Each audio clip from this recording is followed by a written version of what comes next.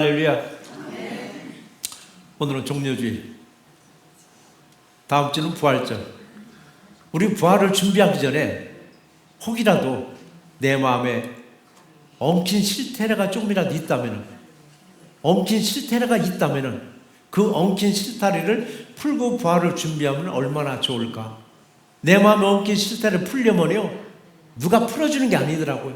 내가 풀었는데 어떻게 풀으라고요? 마음을 바꾸면 되더라고요. 마음을 바꿨더니 언어가 바뀌더라고요. 언어가 바뀌니까 인생이 바뀌더라고요. 인생이 바뀌니까 세상도 바뀌어 보이더라고요. 세상이 바뀌어 보니까요, 그동안에 껄끄러하게 여겼던 사람도 사랑스럽게 보이더라고요. 이번 순환주간 이제 보내면서 부활절을 맞이하기 전까지 혹시라도 내 마음에 껄끄럽게 여겼던 사람이 있으면 종려주일날 오늘은 얼마나 예수님을 환영했느냐고요. 환영하듯이 서로가 손을 잡고 서로 환영해주고 이렇게 보듬어주면 얼마나 좋겠느냐고요. 오늘 종려주를 통해서 엉킨 실태가 풀어지는 그런 귀한 역사가 임할 줄 믿습니다. 절기설교를 준비하다 보면요, 같은 본문을 쓸 때가 있습니다. 내용도 비슷하게 구성될 때가 있습니다. 저는 1년이면 절기설교를 7번에 보통 11번, 12번까지 합니다. 7번 절기설교를. 그러니까 사순절 한번 끝났고요. 그 다음에 종려주일, 부활절, 성령 강림절, 쭉 가서 가을철에 가는 게 추수감사절, 대강절, 그리고 성탄절 하다 보니까 1년이 끝납니다.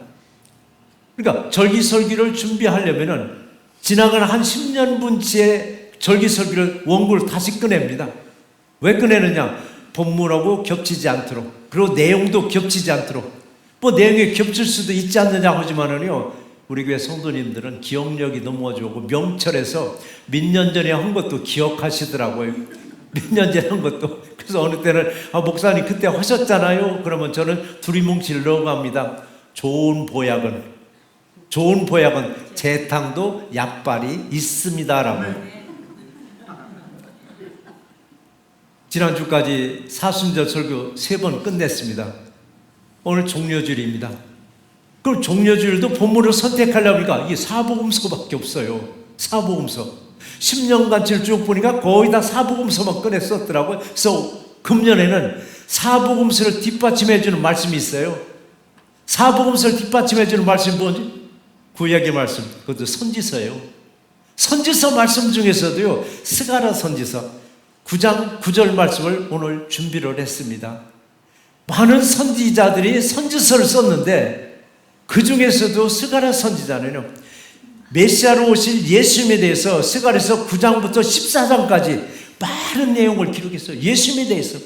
그러니까 오늘 본문에서도 예수님이 나귀를 타고, 어린 나귀 새끼를 타고 지금 예루살렘 성 안으로 들어가는 모습, 본문에서 기록된 말씀이에요.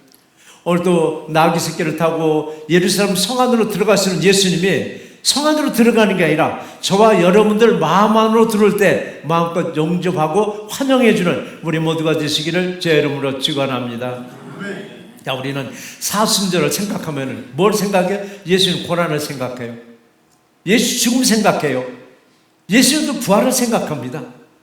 그러니까 예수님의 죽음과 예수의 부활 그 죽음과 그 다음에 고난만 생각하는 게 아니라 예수님의 부활까지도 생각하는 거예요.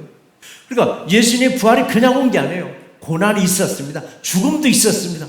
그러니까 우리가 사순절을 지나가면서 늘 말씀드리잖아요. 한번 문학 음식을 한번 해보자. 아니면 음식도 해보자. 문학 음식은 내가 누리고 있는 문화를 조금 절제해보는 거예요. 싹 다 문학 음식을 하라는 게 아니라 조금 절제해보는 거예요. 음식도 그래요. 삼시세끼를 다 금식하는 게 아니라 한 끼만이라도 한번 금식해보자. 그러나 제가 권면하지 않는 분들이 있습니다. 당기가 있는 분들은 금식하지 말라고 그래요. 당뇨가 있는 분들. 그리고 새벽같이 정말 노동하라고 하는 분들 아침 금식하지 말라고 하지만 그래도 믿음으로 할 수 있으면 해보라고. 이번 순환주간에 이제 화요일부터 이제 토요일까지인데, 토요일날은 이제 예수님 돌아가셨다라고, 토요일날은 음식 먹어도 되지 않느냐라고 그러더라고요. 그럼 금요일까지만 하자라고. 그래 며칠 하지도 않아요. 하루 한 끼 금식해가면서 주님의 고난을 조금 우리가 겪었을 때 주님의 부활이 우리에게 더 의미가 더 깊어지더라고요. 주님의 부활을 더 의미있게 한 번 더 새겨보는 그런 부활절을 준비하는 우리 모두가 되실 줄 믿습니다. 예수님은 사순절을 딱 지나면서 고난을 겪기 시작하다가 오늘 종려주일을 기점을 해가지고 그렇게 환호하던 유대인들이 백성들이 이 사람이 지나고 난 뒤에 저 사람 죽이자고, 저 사람 십자가에 죽이라고 아우성을 치면서 예수님의 핍박이 점점 강도가 높아지더니 마지막에는 십자가에 못 박혀 죽이기까지 하더라고요. 자, 오늘 이제 종려주일이 딱 지나고 나서부터는 예수님의 순환이 본격적으로 시작되는데, 예수님의 순환 겪을 때 유대인들의 두 얼굴을 우린 볼 수가 있습니다. 두 얼굴. 혹시 나도, 여러분도 두 얼굴을 가지고 살아가진 않은가? 혹시 두 얼굴을 가지고 살아가지 않은가? 어느 사람 그래요. 아니 뭐 얼굴 하나지 무슨 얼굴이 두 얼굴이냐고요? 아니에요. 우리는 두 얼굴을 가지고 살아갈 때가 참 많이 있습니다. 언제 어느 때 교회 안에서는 얼마나 나이스하냐고요. 교회 안에서 얼마나 나이스하냐고, 얼마나 사랑스럽고 얼마나 따뜻하냐고요. 그 얼굴만 봐도 은혜가 철철 넘쳤는데 이런 얼굴이 세상으로 나가서는 싹 바뀌어버리는 거예요. 싹 바뀌어서 강박하게 그저없는 거예요. 세상 사람들은 더 무섭게 나오는 거예요. 그러니까 나도 모르게 두 개 얼굴을 가지고 살아가더라고요. 그런데 우리 안에 예수가 계시다면 예수 얼굴만 나가야 되는 거예요. 예수 얼굴이 나가지 않냐고. 왜 교회 안에서는 예수 얼굴이 나왔다가 왜 교회 밖으로 나가면 세상 얼굴보다 더 무섭게 나오느냐? 내 안에 예수가 없기 때문에요. 이번 순환주간을 지나가면서 내 안에 혹시라도 나도 두 마음을 가졌으면 두 얼굴을 가지고 있는 거예요. 두 마음이 아니라 오직 한 마음을 가지고 예수만 바라볼 수 있는 우리 모두가 되시기를 제 이름으로 축원합니다. 우리 예수님을 구주로 영접했지만서도 믿음과 현실 사이에서는 때로는 두 얼굴이 나와요. 믿음과 현실 사이는 믿음대로 살고자 했는데 현실은 녹록지 않잖아요. 그러니까 믿음을 놓을 때가 얼마나 많으냐고. 또 세상적으로 내 삶이 잘 풀어지잖아요. 세상적으로 내 삶이 잘 풀어지면은 가까웠던 예수님과 점점 멀어지기 시작하더라고요. 그러다가 또 세상과의 관계가 이상하게 뒤틀리면 멀어지던 주님과 관계가 다시 또 점점 가까워지면서 주님을 붙잡아요. 주님을 매달리는 거예요. 근데 그것도 은혜로다.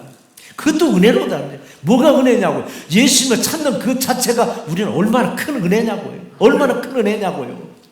자, 예수님은 종려주일에 예루살렘 성 안으로 들어가기 위해서 제자 2명을 성 밖으로 나가서, 자, 마을에 내려가면은 매여있는 나귀와 새끼가 있다.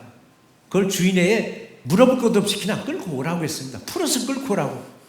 혹시라도 주인이 너 왜 그 남이나귀 끌고 가냐고, 풀어가자고 끌고 가냐고 하면은 이렇게 말을 해라. 주가 쓰시겠다고 하라. 오늘 주가 쓰시겠다는 이 말만 하면은 주인이 허락할 거라고. 이 말씀 어디 있냐고요. 마태복음 21장 12절 말씀인데, 21장 2절 말씀인데 같이 한번 또 읽어보시겠습니다. 너희는 맞은편 마을로 가라. 그리하면 곧 매인 나귀와 나귀 새끼가 함께 있는 것을 보리니 풀어 내게로 끌고 오라라고 했습니다. 현대 법으로 본다면요, 매여 있는 나귀를 풀어서 끌고 오면은요, 주인의 허락이 없으면 이게 어디에 걸려요? 절도범이 되더라고요. 절도범. 매여 있다는 것은 뭐냐면 주인이 있다는 얘기입니다. 야생 같으면은 매여 있질 않아요. 그냥 돌아다니는 잡아오면 되는데, 매여 있는 것을 풀어오라는 것은 주인이 있는데 주인의 동의도 없이 일방적으로 풀어서 가지고 간다는 것은 절도범이 되는데, 주가 쓰시겠다라고 말만 하면은 절도범이 아니라 선물로 받아가지고 오라라고 했습니다. 선물로 받아가지고 오리라고. 오늘 시간에도 주님이 내려주시는 은혜를 선물로 마음껏 받는 우리 모두가 되시기를 제 이름으로 축원합니다. 그래요. 어쩌면 우리들 각자에게도 주님은 똑같은 말씀을 하셔요. 뭐라고? 주가 쓰시겠다라고. 근데 주가 쓰시겠다는 말을 주님이 우리가 직접 말씀하시는 게 아니라 사람을 통해서 말씀하시더라고요. 사람을 통해서. 때로는 환경을 통해서 우리가 말씀하시는 거예요. 뭐라고 말씀하시는 거예요? 내 시간을 내가 좀 써야 되겠다. 네가 가지고 있는 재능을 좀 내가 써야 되겠다. 네가 가지고 있는 물질을 좀 내가 써야 되겠다라고 했을 때 형편이 괜찮고 은혜가 충만하면요, 주님 말씀만 하시옵소서. 뭐든지 다 주를 위해서 내가 쓸 수 있다라고 자신 있게 말을 하는데, 우리를 찾을 때 보면요, 뭔가 좀 꼬일 때, 몸도 불편하고 삶도 꼬여갈 때, 물질도 꼬여갈 때, 그때 꼭 물어보는 거예요. 네 시간을 내가 써야 되겠다? 네 재능 좀 내가 써야 되겠다? 네가 이제 물질을 써야 되겠다 하면 뭐라고 그래? 발끈합니다. 주님, 내 지금 형편사정 잘 알면서 왜 나 시간 없는 사람한테 시간 내달라고 그러냐고요. 나 이 재능 가지고 먹고 살아야 되는데 왜 재능을 달라고 하느냐고요. 이 물질 얼마 하는 게 요거 가지고 먹고 살아야 되는데 왜 그걸 쓰자 하느냐고 하면서, 나보다도 주님이 더 잘 알면서 하면서 뭐라고 하냐면, 내 형편이 좋아지면은, 내 형편이 좋아지면 그때 마음껏 일하겠다고요. 요리 핑계 저리 핑계로 빠져나가더라고요. 요리 핑계 저리 핑계로. 사실은 그때 우리가 아멘 그렇게 하겠나이다 알고 순종했을 때 그 문제가 풀어지더라고요. 문제가 풀어질 때 보면은요, 주님의 찾을 때가 풀어지는 거예요. 어느 때 몸이 불편한데 찾아요. 근데 나 뭘 불편한데 나 못해요가 아니라, 아멘 내가 몸이 불편해도 주님이 하시자고 하니까 하겠습니다 했을 때 순종했을 때 풀어지고, 물질이 꼬였을 때 네 물질을 한번 내놔봐 했을 때 그때 풀어지고, 또 재능을 가지고 또 나 이거 가지고 먹고 사는데 도저히 안 되는 때도 그 재능 세상적인 거 내려놓고 주님 와서 일을 할 때 그때 더 풀어지는 놀라운 역사가 임할 줄 믿습니다. 그럼에도 불구하고 우리는 따라가지 못하는 거예요. 따라가지 못하는 거예요. 그런데 이왕이면은 만왕의 왕으로 오시고 구원의 왕으로 오신 님이 필요로 하다면 나에게 직접 말하면 얼마나 좋으냐고요. 여러분의 직접 말을 하면요, 내가 시간이 없어? 휴가라도 돼요. 내가 시간이 없어? 가게 문 닫고라도 와요. 내가 시간이 없고 돈이 없어? 돈 융자라도 얻어가지고 옵니다. 근데 주님은 놀랍게 우리에게 직접 말을 안 하시더라고요. 여러분 성경 한번 읽어보세요. 성경에 등장하는 인물이 거의 한 3천여 명 됩니다. 2930명이라고 하더라고요. 거의 3천여 명. 그 3천명 등장하는 인물에다가 하나님의 직접 말씀을 주신 인물이 몇 명이나 돼요? 극소수예요. 그 3천여 명 등장하는 인물 속에 하나님의 직접 이렇게 해라 저렇게 해라 말씀을 주신 사람은요 극소수예요. 그럼 누굴 통해서? 사람을 통해서 말씀하시더라고요. 환경을 통해서 말씀하시고 물질을 통해서 말씀하시더라고요. 오늘 시간에도 강단에 통해서 들어가는 말씀이, 여러분이 주시는 말씀이 헛되이 듣지 마시고, 강단을 통해서 내게 주신 말씀으로 은혜로 받는 우리 모두가 되시기를 주의 이름으로 축원합니다. 그래요. 2명의 제자는 예수님의 명을 받고 내려가서 나귀 풀기 시작합니다. 묶여있는 나귀를 풀기 시작하는데, 아니나 다를까 너 웬 놈들이야, 왜 남이 나귀를 풀어가느냐고. 풀어가면 그때 예수님부터 받은 말씀 있잖아요. 주가 쓰시겠답니다. 주가 쓰시겠답니다. 이 말 한마디에 그냥 끌고 가라고 허락하는 거예요. 여기서도 예수님이 나귀 주인한테 말을 안 했어요. 나귀 주인한테 직접 말하는 게 아니라 제자한테 말을 했어요. 제자는 예수님의 말씀을 듣고 가서 그대로 전달만 했을 뿐이에요. 주가 쓰시겠다라고 그대로 허락한다고 말씀하셨습니다. 이처럼 주님이 내게 직접 전달하기보다는 제3자를 통해서 말씀을 주세요. 제3자를 통해서. 근데 제3자를 통해 내게 말씀을 줄 때도 나를 칭찬하는 말을 들으면 얼마나 기분이 좋으냐고요. 너 참 잘한다고 이 칭찬의 말을 들으면 얼마나 기분이 좋으냐고요. 쓴 소리를 전달을 해줘요. 쓴 소리, 잔소리. 여러분 기억하지 몰라도 잔소리를 어떻게 정의한대요? 잔소리를 맞는 말인데, 분명히 맞는 말인데 기분 나쁘게 들리는 소리가 잔소리예요. 여러분, 이게 어디서 제일 많이 해요? 가정에서. 부인이 남편한테 분명히 맞는 말을 해. 남편이 듣기에 기분 나빠. 그러니까 또 잔소리한다고. 남편이 부인한테 얘기가 하면 분명히 맞는 말이에요. 부인이 듣기에 기분 나쁘게 들리니까 아이고 저 영감 또 잔소리한다고. 놀랍게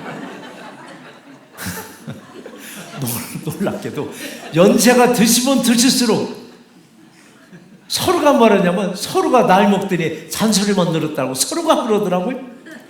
저 어느 사람이 내게 쓴소리를 해. 쓴소리를 할 때 우리는 열받아요. 지가 뭔데 나한테 그런 소리 하냐고. 지가 뭔데 나한테 그런 소리 하냐고. 열만 받는 게 아니라 뚜껑 열리려고요. 여러분 뚜껑 꾹 닫으세요. 그리고 캄다운 하세요. 그리고 생각해 봐야 돼요. 예수님이 저 사람을 통해서 내게 주시는 말씀인가 보다라고. 예수님이 저 사람을 통해서 내가 아름다운 말을 내게 주는 것이 아니라 쓴소리를 할 때 예수님이 저 사람을 통해서 내게 주시는 말씀 같은데 라고 여기니까 어떻게 돼요? 은혜가 되더라고요. 그 사람이 미워지는 게 아니에요.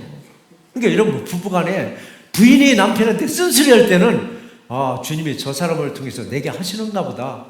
남편이 쓴소리 할 때는 저 사람을 통해서 내게 하시는 말씀이니까 부부간에 그래서 살아가는 거잖아요. 그렇지 않고 그걸 고깝게 여기면 날마다 싸워야 되는 거예요. 날마다 싸우는 거예요. 부부간에 날마다 싸우는 이유가 뭔가 했더니 서로 고깝게 여기니까. 근데 주님이 저 사람 통해서 말을 주시는가 보다는 게 오히려 고맙잖아요. 오늘 이 시간에도 주님은 저와 여러분들에게 말씀하십니다. 뭐라고? 주가 쓰시겠다라고. 주께 쓰시겠다고 쓸 때 아멘으로 순종하는 우리 모두가 되시기를 주의 이름으로 축원합니다. 종려주일에 예수님이 어린 나귀 새끼를 타고 예루살렘 성 안에 들어갈 때 얼마나 많은 백성들이 종려나무 가지를 흔들면서 호산나 다윗의 자손이여 찬송하리라는 걸 아주 뜨겁게 찬송했는데, 그러면 이 장면이 급작스럽게 급조된 상황인가?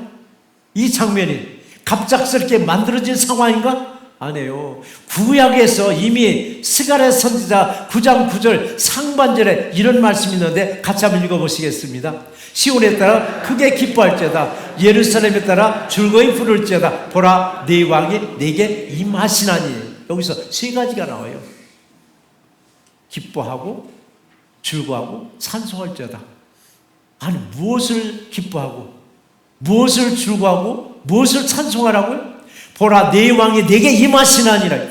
내 왕이, 세상 왕이 내게 온다는 게 아니라, 임해 때문에 내게 온다는 얘기인데, 세상 왕이 내게 온다는 게 아니라 구원의 왕이, 그것도 남의 왕이 아니라 내 왕이, 구원의 왕이 바로 내게로 온다라고 했습니다. 얼마나 기쁘고 얼마나 즐겁고, 이거 찬송하지 않을 수가 없잖아요. 오늘 시간에도 구원의 왕이 여러분에게 오십니다. 기뻐하시고 즐거워하면서 찬송하는 우리 모두가 되시기를 제 이름으로 축원합니다. 다시 한번 신약으로 이제 가보자고요. 만왕의 왕이 오시는데 예수님이 타신 동물이 뭐냐고요? 백마가 아니더라고요. 길이 들여진 나귀도 아니에요. 길이 들여지지 않는 나귀 새끼를 타고 예루살렘 성 안으로 들어올 때 수많은 백성들을 얼마나 뜨겁게 환영했냐고요. 예수의 생에서 이게 처음인 거예요. 예수의 생에서 그동안에 핍박만 당하고 욕만 먹었는데 이번에는 얼마나 뜨겁게 찬송하느냐고. 근데 이게 예수의 생에 이게 처음이자 마지막이더라고요. 이렇게 뜨겁게 환영받는 거예요. 이들은 종려나무 가지로 흔들면서 찬송하고 환영했는데, 이게 어디 말씀이냐고요? 요한복음 12장 13절 말씀인데 같이 한번 읽어보시겠습니다. 호산나 찬송하리로다, 주의 이름으로 오시는 이 곧 이스라엘의 왕이시여 하더라 라고 했어요.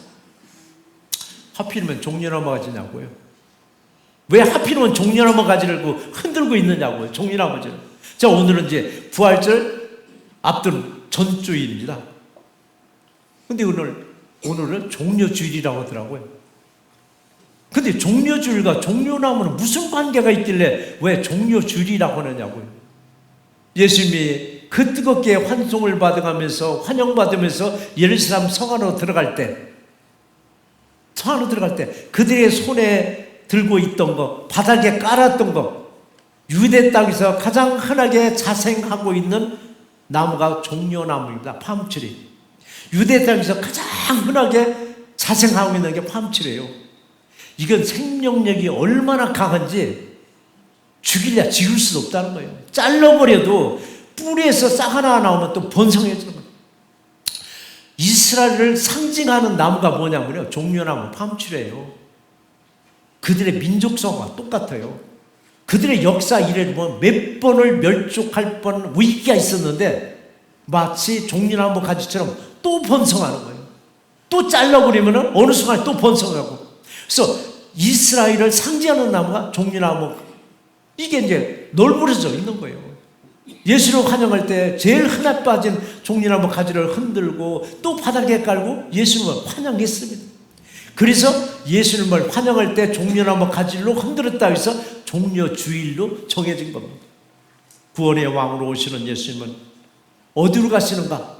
그때 당시는 예루살렘 성 안으로 가셨지만 지금 이 시간에 구원의 왕으로 오시는 예수님은 저와 여러분의 안으로 오실 때 웰컴해서 맞이하는 우리 모두가 되실 줄 믿습니다. 근데 종려나무라는 가지는 사복음서 중에서도요, 유일하게 요한복음서만 기록했어요. 사복음서 또 뭐라고 하죠? 공관복음서 또 있어요. 공관복음서 마태, 마가, 누가에서는 종려나무 가지는 없습니다. 그냥 나무 가지를 바닥에 피웠다라고 합니다. 나무 가지를. 그러니까 그 나무 가지가 무슨 나무 가지인지는 이름은 없습니다. 이름은 없는데 요한복음서는 정확하게 이건 종려나무 가지라고 말을 했습니다. 그럼 유대인들은 이 종려나무 가지를 언제 또 어느 때 쓰는가? 유대인들의 3대 절기가 있습니다. 유월절, 오순절, 초막절. 초막절을 준비할 때 초막을 짓기 위해서 종려나무 가지로 초막을 짓습니다. 그리고 초막을 지어놓고 그 안에 온 가족이 일주일간 생활을 합니다. 초막 안에서. 왜 멀쩡한 방 놔두고 이 초막 안에서 일주일간 생활을 하냐? 하루 이틀만 살지. 불편하게. 유대인들의 민족성이 하나 있습니다. 성공하고 승리한 거는요, 기념하지 않아요. 자랑하지 않아요. 뭘 자랑하고 기념하는지 아세요? 실패하고 패망한 거. 실패하고 패망한 거는 반드시 그들은 기념을 합니다. 대한민국하고 정반대입니다. 대한민국은 성공하고 승리한 건 아주 대대적으로 기념식을 열고 실패하고 패망한 건 감춰버립니다. 대한민국 국칠이 언제냐고요? 8월 말쯤에 있어요. 대한민국 한일합방으로 나라가 없어질 때 그걸 기념하는 거 여러분 보셨느냐고요? 대한민국 만사에서 광복절 기념식을 얼마나 거창하게 했냐고요? 나라가 망한 나라에 대해서는 있는지 없는지 날짜도 몰라요. 그럼 유대인들은 왜 패망하고 실패한 날을 왜 기념하고 왜 후손들에게 가리키는가? 무슨 말을 합니다. 이 날을 잊지 말라고. 이 날을 잊지 말라고. 다시는 이런 날이 있었으면 안 되니까 이 날을 잊지 말라고. 우리들의 가정도 마찬가지더라고요. 부모네가 성공한 건 이것만 가지고 기억할 것이 아니라 내가 실패하고 부모네가 실패한 거 그날을 기억하셔야 됩니다. 이 날을 기억할 줄 알아야 우리는 다시 일어서서 큰일을 감당할 수 있습니다.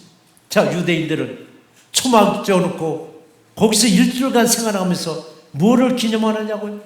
그들의 조상들이 출애굽해서 40년간 광야 생활할 때 구원의 은혜로 천막 안에서 40년 사는 것을 그들은 후손들에게 가르치는 거예요. 우리 조상들이 여기까지 오는 동안 40년 동안 정말 초막과 같은 삶 속에서도 그들은 구원의 은혜로 살았었노라고 그걸 가르치는 거예요. 그러니까 유대인들은 그리고 많은 백성들은 예수님이 어린 낙지 새끼를 타고 정말 환영을 받으면서 예루살렘 성으로 들을 때 아주 환송해졌습니다. 환영해졌습니다. 그런데 그 안에 진짜 나귀 새끼를 타고 들어가는 예수님은 어떤 마음이 있을까? 십자가의 죽음을 준비하러 들어가는 사람입니다. 백성들은 뭐가 뭔지도 모르고 그냥 분중심리로 막 호산나 다윗의 자손이라 찬송이라고 외쳐냈지만 진작 예수님은 십자가의 죽음을 맞이하라고 성 안으로 들어가신 거예요. 성 안으로 십자가를 보려고. 여러분, 십자가는 뭐예요? 구원이며 소통입니다. 십자가는 구원이며 소통입니다. 누구하고 소통? 예수님이 중보자가 되어서 하나님과의 소통할 수 있는 길이 뭐냐? 십자가밖에 없어요. 십자가는 여러분 소통이며 구원입니다. 우리 십자가만 바라볼 때 하나님과 소통이 됩니다. 하나님과 소통할 수 있는 길을 예수님이 십자가를 통해서 열어주셨습니다. 그런데 우리 십자가를 보면서 하나님과 소통이 되는데 어떻게 해서 가족들 간에도 소통이 아니라 먹통이 되는 가족도 있더라고요. 가족들 간에 먹통이 되어버렸더라고요. 소통이 안 되고. 이웃들과도 소통이 아니라 먹통이 되어버렸더라고요. 교회 나서 성도들 간에도 소통이 아니라 먹통이 될 때가 있더라고요. 주님은 죽기까지 하면서 십자가를 통해서 하나님과 소통할 수 있는 길을 열어주셨는데, 우리는 사람과의 관계, 인간과의 관계에서 왜 소통이 안 되고 먹통이 되어버리느냐고요. 다시 한번 우리 자신을 들여다보시고, 혹시라도 나오고 먹통이 된 사람들이 있으면 주님의 십자가의 보혈을 통해서 다시 소통이 될 수 있는 그런 가정들, 그런 관계가 되는 그런 사순절이요, 그런 종료절이요, 부활절을 맞이하는 우리 모두가 되시기를 주의 이름으로 축원합니다. 오늘 예수님이 나귀 새끼를 타고 들어오시면은요, 사복음서에만 기록된 게 아니더라고요. 사복음서에만 기록된 게 아니에요. 구약의 선지서, 오늘 본문이잖아요. 스가랴서 9장 9절 바로 중반절 이하로 이렇게 기록이 되어 있습니다. 같이 한번 읽어보시겠습니다. 그는 공의로우시며 구원을 베푸시며 겸손하여서 나귀를 탔으나니 나귀의 작은 것 곧 나귀 새끼니라. 스가랴 선지자는 예수님이 나귀 새끼를 타고 들은 것은 겸손하여서라고 합니다. 겸손하여서. 그 만왕의 왕으로 오시는 예수님이, 구원의 왕으로 오시는 예수님이 뭐가 부족해서 백마를 못하고 나귀 새끼를 타고 들으셨을까? 뭐가 부족해서 황금마차를 못하고 나귀 새끼를 타셨을까? 겸손하여서라고 했습니다. 사복음서의 저자들 중에서도 마태가 유별나게 많이 쓴 말이 있습니다. 예수님이 하시는 모든 일 끝에는 구약의 말씀을 이루려 합니다. 예수님이 하신 말 끝에는, 일 끝에는 선지자의 말씀을 이루려 함이라. 그래서 그런지 오늘 예수님도 겸손하게 나귀 새끼를 타고 예루살렘 성 안으로 들어오셨습니다. 그때 당시는 예루살렘 성 안으로 들으셨지만 지금 이 시간에도 예수님은 나귀 새끼를 타고 저와 여러분들 마음 안으로 들어오십니다. 웰컴으로 맞이하는 우리 모두가 되시기를 주의 이름으로 축원합니다. 근데 하필이면 내게로 오시냐고. 나 바쁜데. 왜 하필이면 내게로 오시느냐고. 나 바쁜데, 시간도 없는데. 왜 하필이면 내게로. 얘기 듣지 않으니까 아무개는 남는 게 시간이라고 하는데, 아무개 남는 게 시간이, 그 사람한테는 가시지. 그럼 예수님은 우리 말을 듣고, 그래 알아서 시간이 남는다는 사람 말과 문을 탁탁탁 두드렸더니 바쁘대요. 세상 노는 건 나 좀 불러달라고, 나 시간이 남는 게 시간이니까 나 좀 불러달라고 하다가도 주님이 좀 너를 쓰시겠다고 문을 톡톡톡 두드리니까 나 바빠요. 왜 주님이 쓰시겠다고 하면 이렇게 바빠지느냐고요. 왜 주님이 쓰시겠다고 이렇게 바빠지느냐고요. 주님이 왜 찾아오느냐고요. 은혜 주시려고, 구원을 주시려고, 우리를 자꾸 쓰시자고 하는데도 불구하고 나 바쁘다고. 그럼에도 불구하고 주님은 말씀하십니다. 만일 누가 말하거든 주가 쓰시겠다 하라. 주가 쓰시겠다 하라. 그냥 즉시 보내리라. 여러분들에게 질문하겠습니다. 사랑하는 성도 여러분, 주님이 쓰시겠답니다. 웅크리지 마세요. 사랑하는 성도 여러분, 주님이 쓰시겠답니다. 시간 없다고, 바쁘다고 그러지 마세요. 사랑하는 성도 여러분, 주님이 쓰시겠답니다. 그랬더니 나 가진 것도 없고 물질도 없다라고 오리발 내밀더라고. 내가 지금까지 많은 분들이 기적과 같은 역사를 경험한 들 보니까요, 이렇게 반지 열이 빠지고 저리 빠지고 할 때 주님이 놀랍게 문제를 주시더라고요. 주님이 사랑하는 만큼 문제도 크게 주더라고요. 주님 별로 사랑하지 않으면 문제도 별로 그냥 없어. 근데 주님이 사랑하는 만큼 문제도 크게 주시더라고요. 그 문제, 시간이 없다고 하죠. 맨날 시간에 쪼달려서 정신없이 살아가는 거예요. 소득도 없이 시간이 바쁜 거예요. 왜? 시간 바빠서 주의를 못했더니, 내 재능 가지고 세상을 먹고 살았더니 놀랍게 주님이 그 재능을 무시해버리더라고요. 그러니까 그 재능 가지고 세상에서 할 일이 없는 거예요. 물질 없다고 그냥 움켜주겠더니 물질로 고난을 더 겪게 하더라고요. 아파서 못 온다 했더니, 못 한다 했더니 더 아픔을 더 주더라고요. 주님이 드려야 될 걸 어느 때는 그럼 싹 돌려서 세상으로 딱 쓸 때가 있더라고요. 살다 보면 그럴 때가 있어요. 그 돈을 주님께 드려야 되는데 그걸 세상으로 싹 써버리고 한숨 내서 아이고 하나 큰 건 하나 잘 해결해서 아이고 안도의 한숨을 쉬는데 주님은 놀랍게 그걸 기억하고 있더라고요. 또 나한테 돌릴 거 네가 다른 데 썼지? 그리고 이제나 저래나 기다려도 돌아오지 않잖아요. 그게 안 돌아오면은 어딘지 모르게 자꾸 물질이 새. 이리 빠지고 저리 빠지고. 물질이 자꾸 빠져나갈 때 영악하고 영성 있는 분들은 금방 깨달더라고요. 아, 그때 내가 하나님께 돌려드릴 걸 다른 데 썼네. 그래서 얼른 메이크업 해버리더라고요. 근데 이걸 깨달지 못하는 분이 있어요. 이걸 깨달지 못하고 자꾸 물질이 새나가니까 아, 요즘 왜 이렇게 사고가 터지지? 아, 왜 이렇게 자꾸 문제가 터지지? 왜 자꾸 아프긴 오르지? 하면서 하는 말이 있더라고요. 재수 오말랐다고. 재수 정말 X같이 없다라고. 여러분, 예수의 사전에는요 재수라는 단어는 없습니다. 나폴레옹의 사전에는 뭐가 없다고요? 불가능은 없다고 했듯이 예수의 사전에는 재수라는 말은 없어요. 예수는 없어요. 다 주님의 섭리 가운데서 움직이고 있을 때, 뭔가 좀 기미가 이상할 때는 빨리 기도해 보세요. 빨리 기도해 보시고 주님이 왜 어디다 목적을 주셨는가 찾았을 때 여러분 반드시 승리할 줄 믿습니다. 자, 나귀의 주인도 그렇잖아요. 왜 하필이면 내 낙이냐고, 저 집 낙이도 있는데 왜 낙이냐라고, 왜 내 거냐고 하고 싶었는데 주가 쓰시겠다는 이 말 한마디에 이유를 달지 않고 가져가라고 하잖아요. 이유를 달고 가져가는 거예요. 자, 우리도 마찬가지예요. 구원의 왕으로 오신 예수님이 여러분들이 말씀하세요. 주가 쓰시겠다라고. 자, 이제 순환주간에 또 주가 쓰시겠다고 여러분 한 분 한 분한테 말씀하세요. 뭘 쓰시겠다고? 예배 때 너 좀 써야 되겠다. 예배 때, 특별 새벽 예배 때 너 좀 써야 되겠다. 여러분 기억하시고 그 말씀에 아멘으로 화답하는 우리 모두가 되시기를 제 이름으로 축원합니다. 말씀을 한번 정리해 보겠습니다. 매년 맞이하는 종려주일을 어떻게 보내야 은혜롭고 경건하게 보낼 수 있을까?